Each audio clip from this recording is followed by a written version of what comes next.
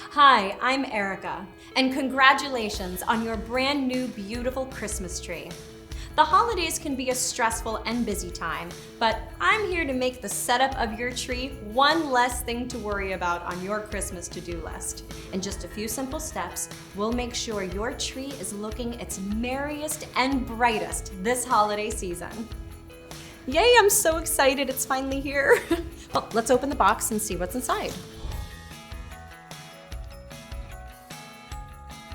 Now that we've unboxed all of the sections of our tree, let's take a look at our stand.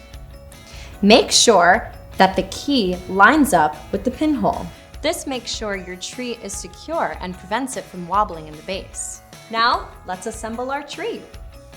Remove the cap from the section.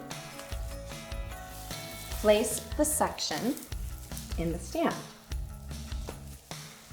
Turn the pin to secure the tree. Once this section is secured in the base, you can start to gently push the branches down and begin to lightly shape your tree. Don't worry if your tree doesn't look perfect just yet. Once all the sections are assembled, that's when the real shaping begins.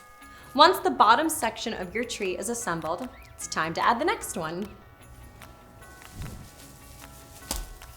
Just as before, start to push the branches down lightly and begin shaping your tree.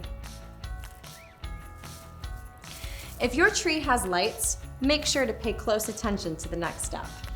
Locate the wire in the bottom section and connect it to the wire in the section above.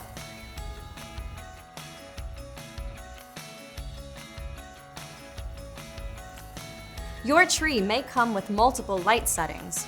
Tap the foot pedal to cycle through the different options, including on or full brightness, twinkling, medium brightness, low brightness, and off.